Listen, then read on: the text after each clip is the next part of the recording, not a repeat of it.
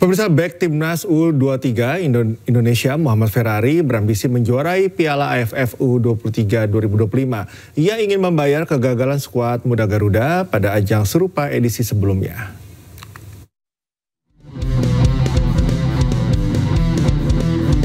Pemain bertahan timnas U23 Indonesia Muhammad Ferrari berambisi menjuarai Piala AFF U23 2025. Ferrari ingin membayar kegagalan skuad Garuda Muda pada ajang serupa edisi sebelumnya.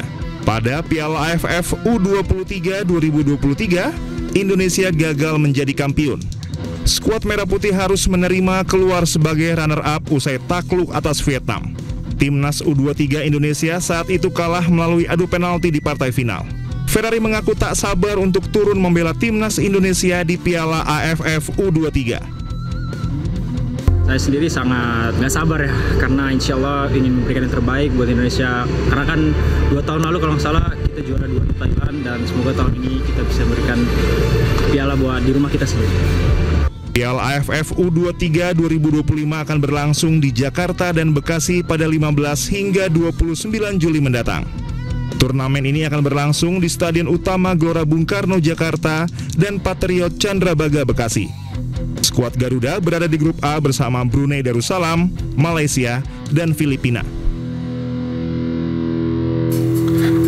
Jelang laga Piala AFF, Ketua Umum PSSI Erick Thohir mendatangi pemusatan latihan dan menyemangati punggawa Timnas Indonesia U23. Sementara pelatih Timnas U23 Gerald van den Berg akan memaksimalkan pemain lokal.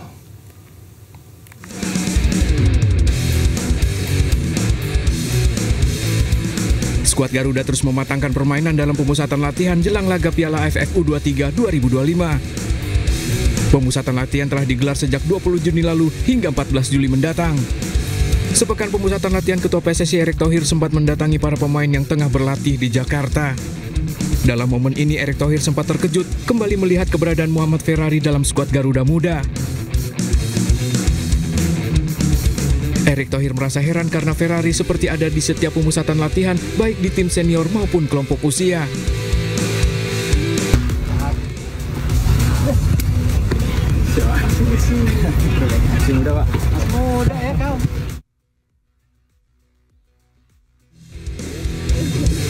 Sementara pelatih Timnas Indonesia U23 Gerald van Berg mengaku senang mendapat bantuan dari Simon Tamahata yang menjadi asisten pelatihnya jelang Piala AFF U23 2025 ini.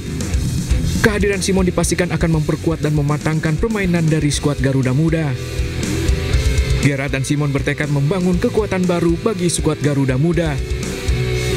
Timnas Indonesia tergabung dalam grup A bersama Malaysia, Filipina, dan Brunei Darussalam. Laga pertama skuad Garuda akan menghadapi Brunei pada 15 Juli mendatang di Stadion GBK. Jelang laga Piala AFF 2025, skuad Garuda Muda terus melakukan pemusatan latihan. Pelatih Timnas U23 Gerald van den Berg akan memaksimalkan pemain lokal.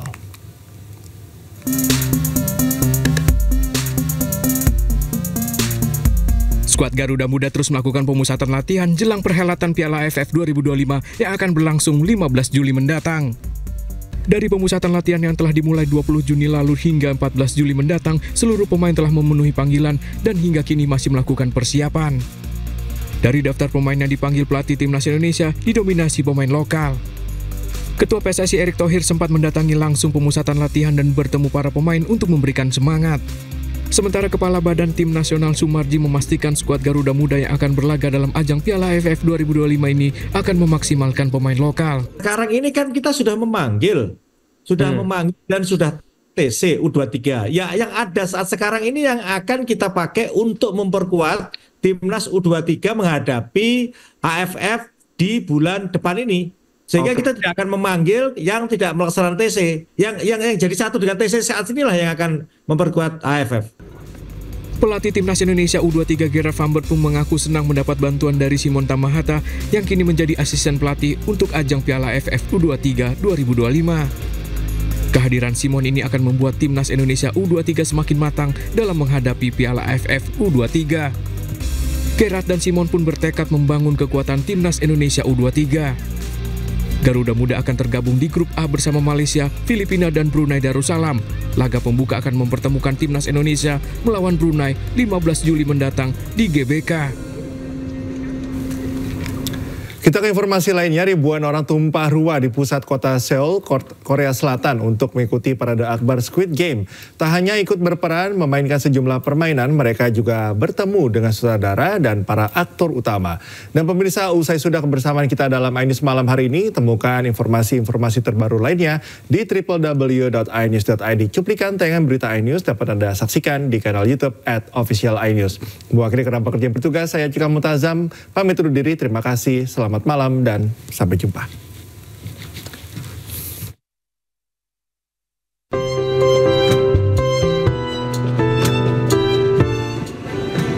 Ribuan orang memadati pusat kota Seoul, Korea Selatan, Sabtu malam waktu setempat.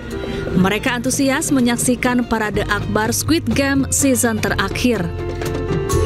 Sejumlah karakter dan properti permainan yang ada dalam serial Squid Game dipamerkan, termasuk replika boneka ikonik Young-hee. Parade ini pun seolah mengaburkan batasan antara fiksi dan kenyataan. Para peserta pawai juga diajak bermain sejumlah permainan mematikan dalam Squid Game, di antaranya lampu merah, lampu hijau. Setelah parade, sutradara dan aktor utama Squid Game menyapa para penggemar. Adapun sejak debutnya tahun 2021, Squid Game telah memikat jutaan penonton di seluruh dunia. Serial ini menjadi acara yang paling banyak ditonton di sebuah layanan streaming berlangganan.